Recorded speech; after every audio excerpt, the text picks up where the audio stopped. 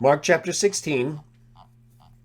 Now, there are texts, of course, in prophecies, specifically regarding David, and in the book of Acts, where it says that you will not allow your loyal one to see corruption. We do not believe in any sense that Jesus' body was allowed to become corrupted and just gradually deteriorate and like normal bodies do, return to the dust, become dissolved.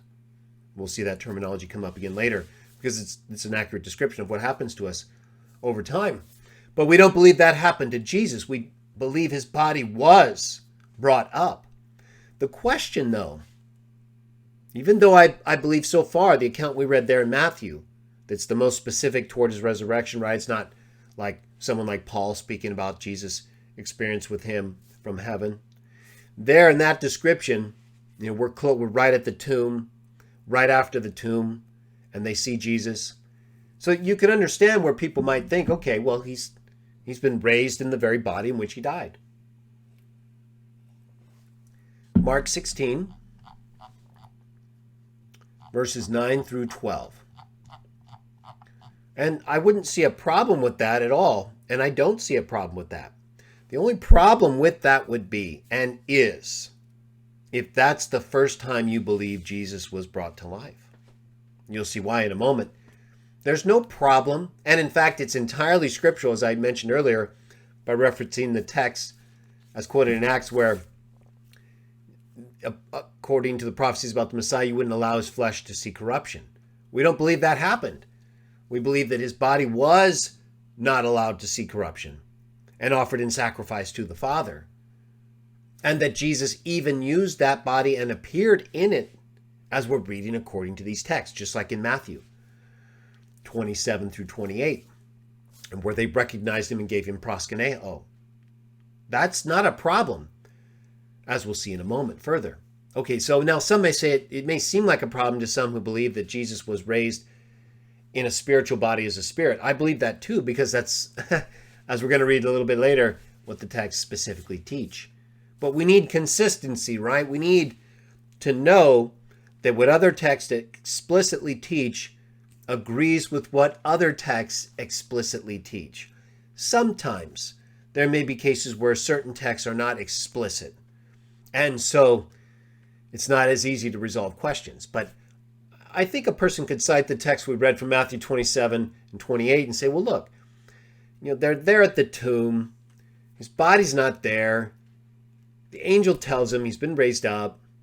And then they go, and then they see him, and then they give him proskuneo. And he says, go tell my brothers I'm going to see him again, or I'm going to see him in Galilee. That seems like, okay, makes sense. And it does. But it doesn't contradict what the other texts teach, as we'll get to in a moment, that Jesus was first raised as a spirit and then took on the body in which he died to appear to his followers. But also, he used other bodies, as we're going to see right now. Mark chapter 16. So we're going to read in a few moments how Jesus was made alive in the spirit and given a spiritual body after the physical body had died. And so we believe that Jesus was made a life-giving spirit, given a spiritual body, and in that body, on the third day, he resurrected his own physical body before it saw corruption, and inhabited that body in the exact same way that other angels who inhabited human bodies did so, such as in the case of the angels visiting Lot, even eating a meal with him in Genesis 18 and 19. Jesus does that here too, even though his body is clearly different from the one in which he died in several respects. And he's not always in the same form, showing that he's not always in the same body. He's taking form. Read Mark 16 with me. Mark 16, 9 through 12. So no problem really with Matthew in the sense that Jesus takes a body out of the tomb on the third day after he's already proclaimed victory to the spirits in prison, as we're going to get to in 1 Peter. So he dies, offers his spirit to God, right? He says that. Father, into your hands I entrust my spirit. We read earlier, and we'll read again as well, I believe, that he yielded up his spirit. Where does the spirit go? As we read in multiple texts in our prior videos about the resurrection, the spirit returns to the God who gave it. And it's sleeping with him until he gives it a new body or brings it with him at Jesus' coming, and together with those who are caught away living at that time are given new bodies, changed. We'll get to that further as well. Mark 16, though.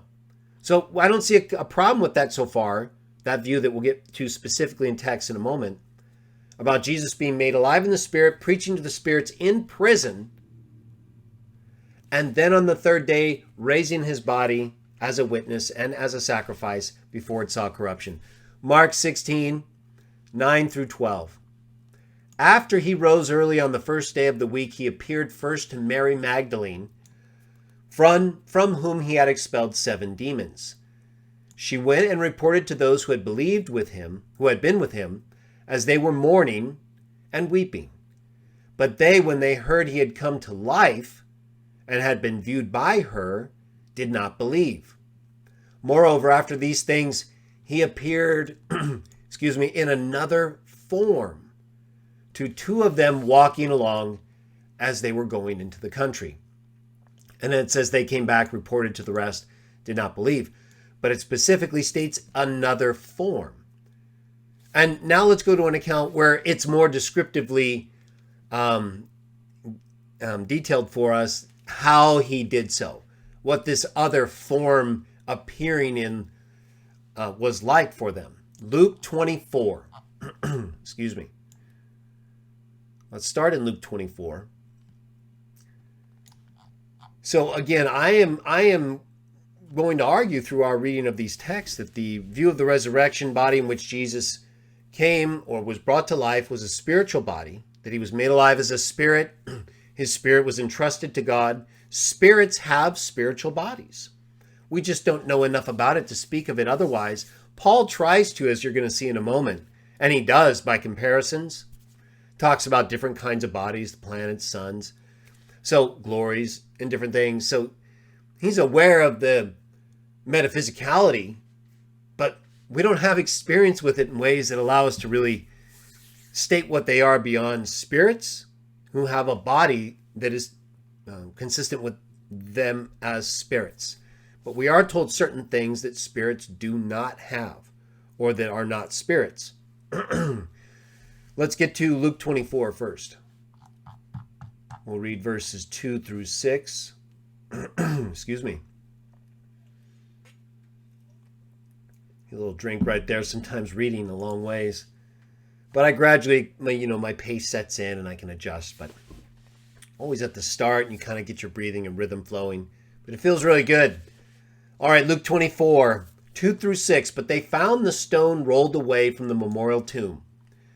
And when they entered, they did not find the body of the Lord Jesus. While they were in perplexity over this, look, 2 men in flashing clothing stood by them. Flashing clothing. Just like the angel who was at the tomb, according to the prior account, was sitting on the stone, but his appearance was as lightning. As the women became frightened and kept their faces turned to the ground, the men said to them, "Why are you looking for the living one among the dead?" Verse 6, "He is not here, but has been raised up. Recall how he spoke to you while he was yet in Galilee." Okay, and then let's jump down to verses 13 just to save a little space and reading time, right? Jump down to verse 13. "But look, on the very day 2 of them were journeying to a village about 7 miles distant from Jerusalem and named Emmaus, and they were conversing with each other over all these things that had come about. Now as they were conversing and discussing, Jesus himself approached and began walking with them." Okay, as they're talking, Jesus approaches and begins walking with them. But their eyes were kept from recognizing him. How were they kept from recognizing him? Well, it doesn't really say, does it? It just says they were kept. Well, let's see what the context is. Were they kept by some outside force? It doesn't say that. Were they kept because he was in a different form, like we read in Mark 16? It doesn't say that yet. He is approaching them. He's walking with them. They're not recognizing him. So to me, that seems to be the most consistent explanation. Let's read a few more of the verses of the context. He said to them, that is Jesus, who they can't recognize, "What are these matters that you are debating between yourselves as you walk along?" And they stood still with sad faces. In answer, the one named Cleopas said to Jesus, that they don't recognize as Jesus, "Are you dwelling as an alien by yourself in Jerusalem? So you do not know that things have occurred in her in these days?" In other words, do you not where have you been, right? Do you not know what's going on? But of course he does, right? That's why he's asking them about it. They just don't realize it. Verse 19, and he said to them, "What things?" And they said to him, that is to Jesus, "The things concerning Jesus the Nazarene, who became a powerful prophet in work and word before God and all the people, and how our chief priests and rulers handed him over to the sentence of death and impaled him. But we were hoping that this man was the one destined to deliver Israel. Yes, and besides all these things, this makes the third day since these things occurred." Again, we'll talk about that in relation to the prophecy of Jonah another time. Stay focused on the type of body in which Jesus was resurrected in, which to this point, textually, seems to indicate at least that he, for sure on the third day, was raised in a physical body, the one in which he died that was in the tomb, before it saw corruption, right, on the third day. And they had recognized him, at least according to the account in Matthew. And then in the account in Mark 16, he appeared in a different form. And here in Luke, he's walking with them, and they don't recognize him. It's not entirely clear why they were kept from recognizing him yet. But he starts talking with them, right? He's interacting with them, getting them to discuss further the things that pertain to him. And then it says, "Moreover, certain women from among us also astonished us, because they had been early to the tomb, but did not find his body." Remember, we read about this in part in some of the prior account material. "And they came saying that they had also seen a supernatural sight of angels who said he is alive." Just like we read in part. "Further, some of those with us," remember, they're talking to Jesus now. They don't know it yet. "Some of those with us went off to the memorial tomb, to his tomb, and they found it so, just as the women had said, but they didn't see him. They saw the tomb was empty, but not him. So he spoke to them." So Jesus speaks to them now. "O senseless ones and slow in heart to believe on all the things the prophets spoke. Was it not necessary for the Christ to suffer these things and to enter into his glory? And commencing at Moses and all the prophets, he interpreted to them things pertaining to himself in all the scriptures." See, we often think of Jesus teaching his disciples only when he was with them as himself. No. Right here, it says, before they realized who he was, they obviously realized he was someone of importance as he started to teach them, showed his knowledge about the texts, all the things that they were learning about from him when he was there beforehand. Now he's teaching them again all the things in the Moses and the prophets pertaining to him. That's why they then went on to make all these connections even further. Finally, they got close to the village where they were journeying. And so some time had passed, right? At least a day, several hours, a full day. It depends on how you consider it in relation to the other contextual events. And he made as if he was journeying on farther.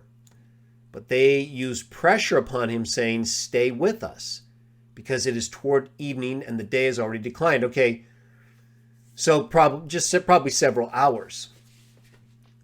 But, you can look at it further and decide for yourself how long he was there sharing these texts. As you know, we often do that, right? We go from text to text, we show things, connections. So if you have several hours, especially if you're the risen Messiah and you're making clear to them We have a whole series going on right now in my CW Jaw Talk show program where part of that show involves texts that were written before Jesus was even born and that apply to him nonetheless, at least in unique ways that collectively make sense to us.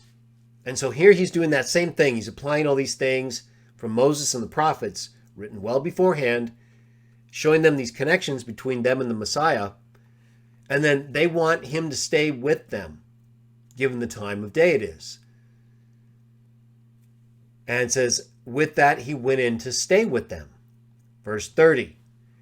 And as he was reclining with them at the meal, he took the loaf, blessed it, broke it, and began to hand it to them. Verse 31, at that their eyes were fully opened and they recognized him. Okay, at that their eyes were fully opened. What was it that fully opened their eyes? Remember earlier up here, it said their eyes were kept from recognizing him. And we were like, okay, was that God keeping them from recognizing him? Was it Jesus doing so supernaturally?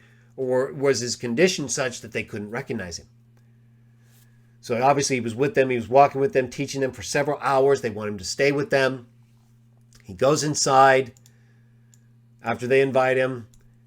He takes the loaf, blesses it, and breaks it, right? Who did that before? Jesus did when he had the Passover meal with them. At that, their eyes were fully opened and they recognized him. And then it says, and he disappeared from them. So it doesn't say that their eyes were just opened. Something he did made them recognize him, which to me suggests it wasn't supernatural in that they were being prevented. Rather, he was in another form, just like Mark 16 said, and was in that another form, walking with them. Obviously, if they had seen him as he's turning different things to be a part of the meal and the time with them and moving around, they would see the holes in his hands, would they not? Right? I mean, he's not wearing gloves and all the things that are bandages covering up his palms. So it doesn't suggest at all that he's in that form as he's with them in this account. But as he does something they remember him doing in its own unique, right? Not everybody takes bread and breaks it and says the same blessing. And everyone's pretty different in that way, even if it's those same things. Everyone has their own unique way. At that, their eyes were fully open and they recognized him. And it says he disappeared. And they said to each other, were not our hearts burning as he was speaking to us on the road, as he was fully opening up the scriptures to us? Something was going on, but they just couldn't recognize him. And then it says, and in that very hour they rose and returned to Jerusalem, and they found the 11 and those with them assembled together, saying, for a fact the Lord was raised up and he appeared to Simon. Verse 35, now they themselves related the events on the road and how he became known to them by the breaking of the loaf. Right there, it specifically states the way he broke the loaf of bread identified them to him, which makes sense. Verse 36, while they were speaking of these things, he himself, that is Jesus, stood in their midst and said to them, may you have peace. Excuse me. But because they were terrified and had become frightened, they were imagining they beheld a spirit. All right, now let me stop there for just a moment. And we're going to get back to that context in a moment. So he appears before them and they become terrified, right? They don't know it's him. They imagine they're beholding a spirit. All right, so now, first let me just double check. Okay, it looks like you guys, thanks for the signal approval. Let me bring this up, because we're talking about that text in Luke where it refers to the disciples saying, or Jesus telling them that The text saying that they imagined they were beholding a spirit, right? Okay, now in my topical index on Elihu Books, you can get through it by the front page and the side menu, and just go down to Bible texts. Is where I usually put the specific scripture text, and in other places too, but Bible text, you can go to John 2:19 through 21, which discusses the text about Jesus talking about the temple of his body, which we'll get to further in a moment. And again, consistent with Matthew, I don't see a problem with Jesus both being raised to life as a spirit and being given a spiritual body, as we are going to read in a moment, and him raising his own body from the tomb before it sees corruption, in which he appears, as we've read about in part here, along with other bodies and forms, before offering the body in sacrifice to God. The blood's been poured out, according to the text, which speak about him being stabbed in the side with the spear, and the blood and water pouring out. And then other texts, we're going to get back to Luke in a moment, where he doesn't refer to flesh and blood, but flesh and bone. And of course, he offered his blood and body, right? This means my body. This means my blood given in your behalf. So these things are being offered up to Yahuwah. But nonetheless, we see Jesus at least appearing in part in Matthew 27:28, and the body from the tomb being raised. So which happened first, that or the spiritual body resurrection? Let's keep going further with this. But in this section here, you can get to a part of my third edition, which you can read for free, the chapter, the temple of his body. A lot of material here, but the section I want to highlight, because the account we're reading here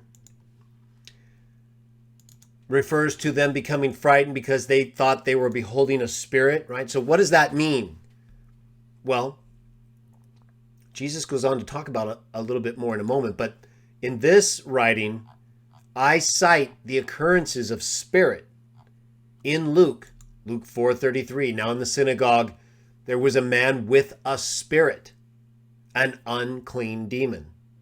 Luke 8:29, for he had been ordering the unclean spirit to come out of the man, and fetters under guard, but he would burst the bonds and be driven by the demon.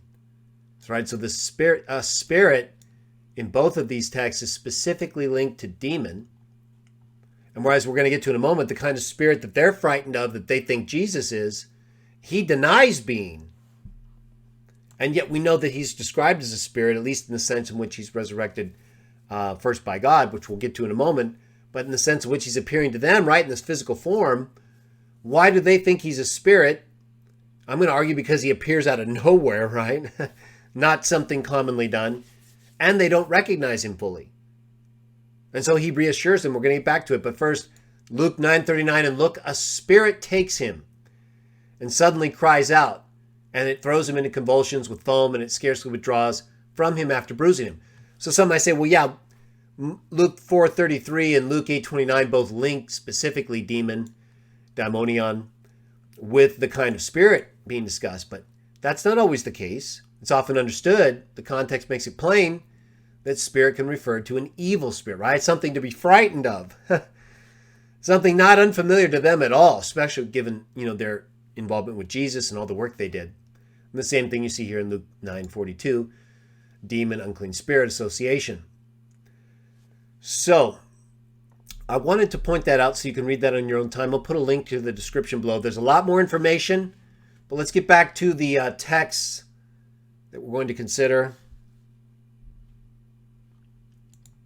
And so let's read the rest of this account. Let's go to verse 45.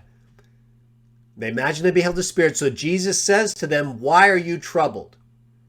And why is it doubts come up in your hearts? See my hands and my feet, that it is I myself. Feel me and see.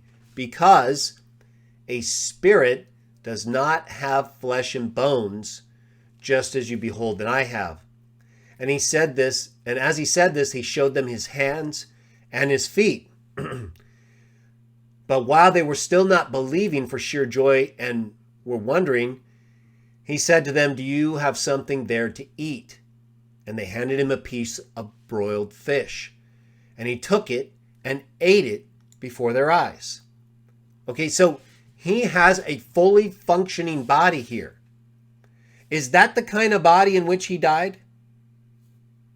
Was the body that was in the tomb capable of eating food? No.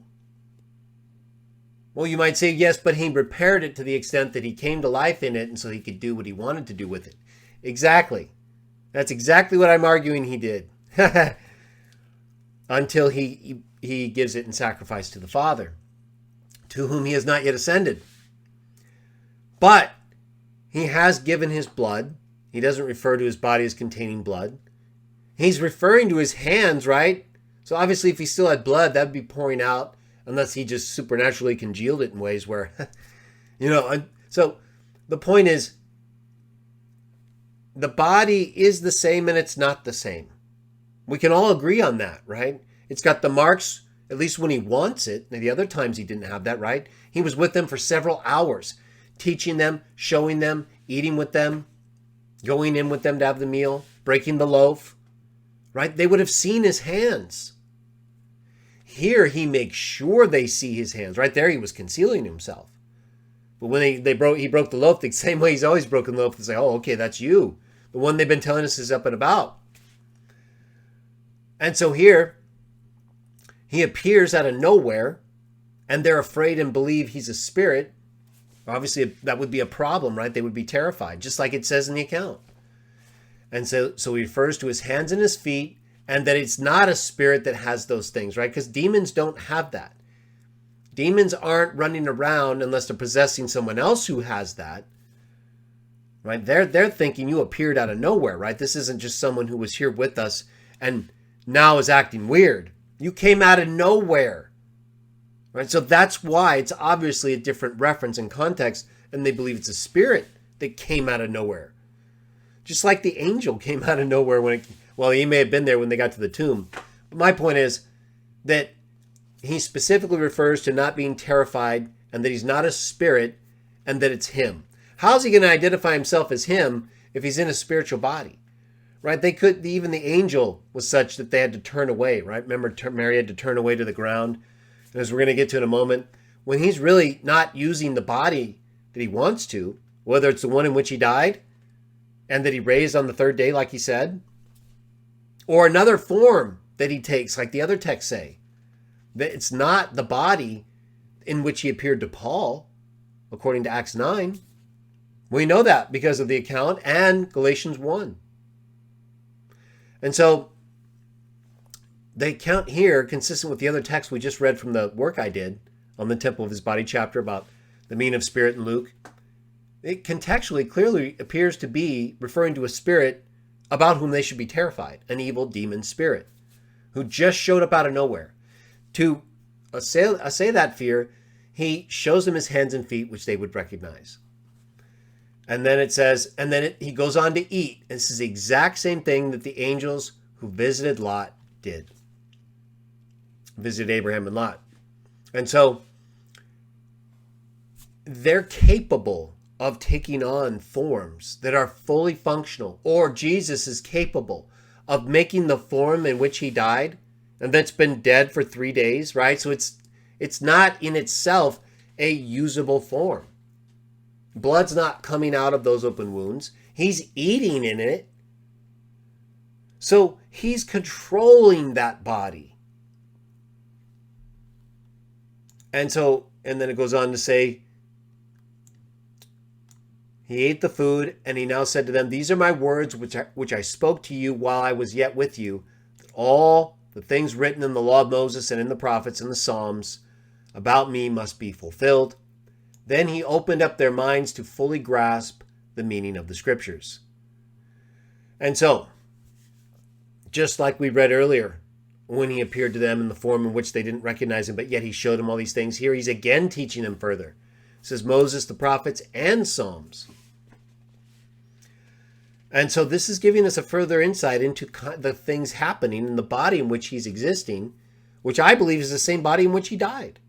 That's not the body I believe he was raised to life in initially, but rather the body he raised up to life on the third day, and in which he appeared in, but which is not functioning in the same way, obviously, right? It's dead if it's the same body.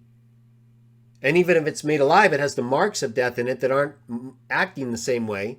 So they're clearly not the same thing. He's just showing them the evidence that would prove to them it would be something no one else could show them that way.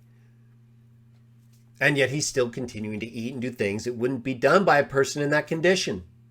So he's controlling that body. He's raised it up before it saw corruption.